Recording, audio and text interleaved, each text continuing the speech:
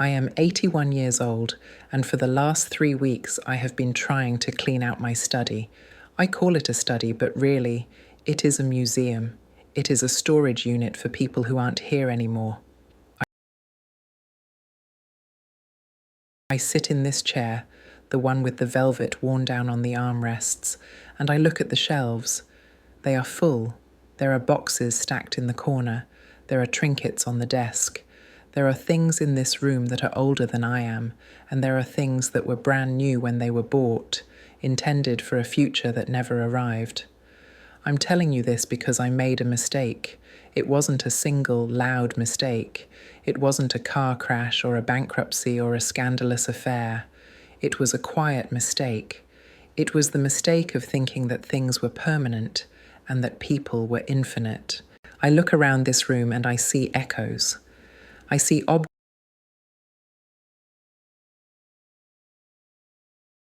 objects that have stubbornly outlived their owners. They sit there, heavy and cold and solid, while the hands that held them have turned to dust. I want to talk to you about the weight of these things, and I want to tell you about the silence they leave behind. I'll start with the toolbox. It's a red metal chest sitting on the bottom shelf of the bookcase. It belonged to my husband, Robert. We were married for 44 years. Robert was a good man. He worked hard. He worked in an office for 40 years, wearing a tie that seemed to get tighter every decade. But in his head, in his heart, he was a craftsman. He wanted to build things. He wanted to work with wood. When he was 55, he started buying tools. He didn't buy the cheap ones. He bought the best. He bought German chisels with ash handles. He bought a Japanese pull saw that cost more than our first car. He would bring them home, unwrap them carefully. A stranger who will pick up that Japanese saw and haggle over the price, never knowing that it represented a decade of hope for a man named Robert. Then there is the china cabinet. That one is my fault. It's in the dining room, just through the door, but I can see the reflection of the glass from here.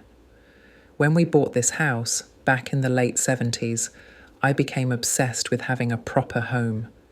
I wanted to be the kind of woman who hosted elegant dinners.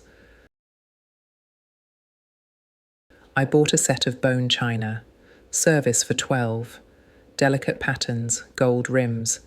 It was beautiful. I also bought crystal wine glasses, the kind that sing when you run a wet finger around the rim. I loved that china. I loved it so much that I was terrified of it.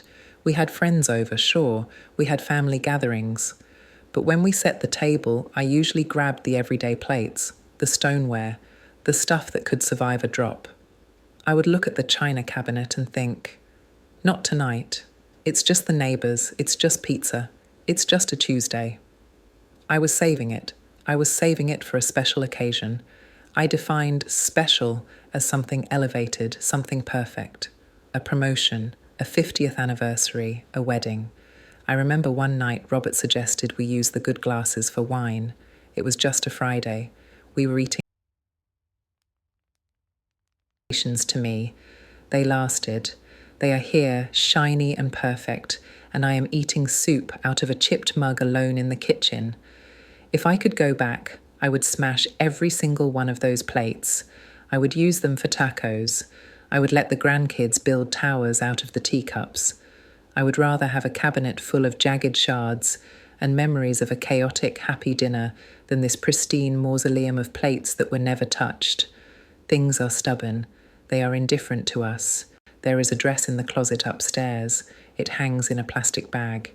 It was the dress I bought for my son's wedding. It was expensive. I felt beautiful in it. I wore it for 6 hours. Then I had it dry cleaned and put it in the bag. I haven't opened that bag in 15 years. I'm shrinking now. My shoulders are curved.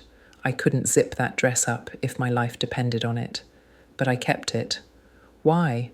Because it proves I was there. Because it proves I was once young enough to wear it. It's just fabric. It's just threads woven together. But we imbue these things with so much power. We ask them to hold our memories for us so we don't have to carry the weight. I was going through a box of papers this morning. I found letters, real letters, written on paper with stamps. Some were from my mother. Some were from old friends I haven't spoken to in decades. Reading them was like opening a wound, not because they were sad, but because they were so mundane. They were about the weather, about a new recipe, about a child's cold. They were full of life. But then I found the drafts. My husband was a writer, not professionally, but he loved to write letters. He would write drafts of letters to his brother, with whom he had a difficult relationship.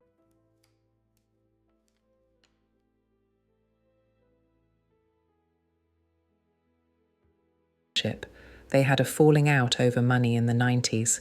They barely spoke for the last 10 years of Robert's life. I found a notepad with 3 different versions of a letter to his brother. In these letters, Robert was apologizing. He was explaining his side, but gently. He was asking for forgiveness. He was trying to bridge the gap. The handwriting was shaky. These were written near the end. I know for a fact that the letters were never sent. I managed his mail. I never saw an envelope addressed to his brother. Robert wrote the words. He poured his heart out onto that yellow legal pad. He did the hard work of forgiveness on paper. But he didn't send the object. He didn't put the paper in the mailbox. Maybe he was waiting for the right time. Maybe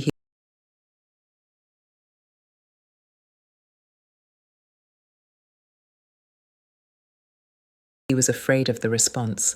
The paper outlived the anger. The paper outlived the silence. But it didn't fix anything because it stayed in the drawer. His brother died last year. I didn't go to the funeral. I was too frail to travel. Now I have this yellow paper. It's just wood pulp and ink, but it screams at me. It says, I was here. The love was here. Why didn't you use me? That is the tragedy of the objects we leave behind. They are witnesses to our procrastination. We think we are the masters of our possessions. We buy them. We insure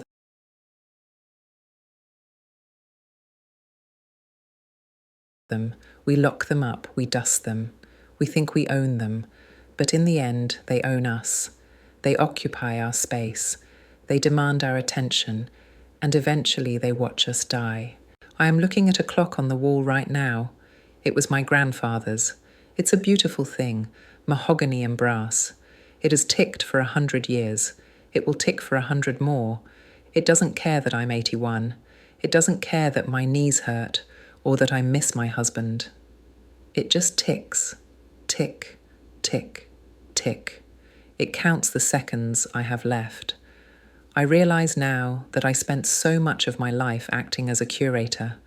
I was the curator of the Robert and Martha Museum. I wanted everything to be preserved. I wanted to leave a legacy. But a legacy isn't a set of tools. It isn't a set of china.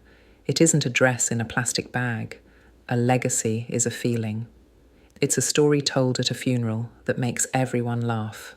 It's the memory of a wine glass shattering on the patio because someone was gesturing too wildly during a joke. I look at my hands. They are spotted and thin. These hands spent so much time polishing, folding, and organizing. They should have spent more time holding. I'm tired of the things. Tomorrow I'm having someone come over, a charity service.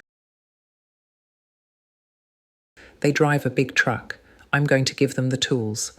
I hope some young person buys them and uses them to build something crooked and ugly and wonderful. I'm going to give them the china. All of it. I don't care if they sell it for $1 a plate. I hope someone uses it to eat pizza on a Tuesday.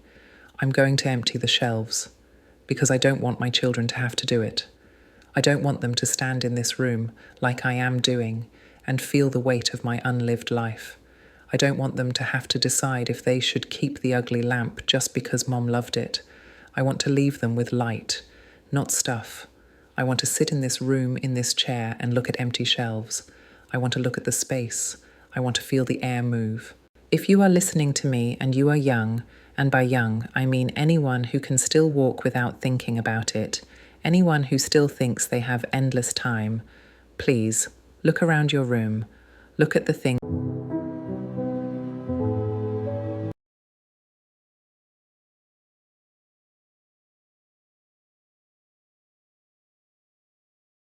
you are saving. Look at the shoes you don't wear because you don't want to scuff them. Look at the notebook you don't write in because your handwriting isn't neat enough. Look at the bottle of champagne you're waiting to open. What are you waiting for? Who are you saving it for? There is no later. There is no special occasion that is worth more than the breath you are taking right now.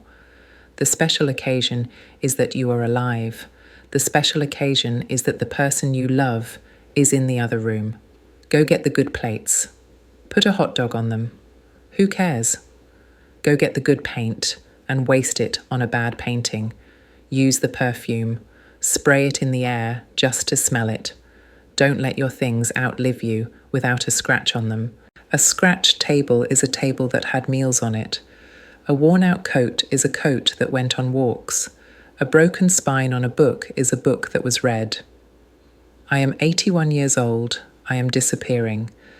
But my house is full of things that look brand new. And that is the saddest thing I can tell you. Don't be a curator of your own life. Don't be a museum guard. Be the vandal. Break the good china. I wish I had.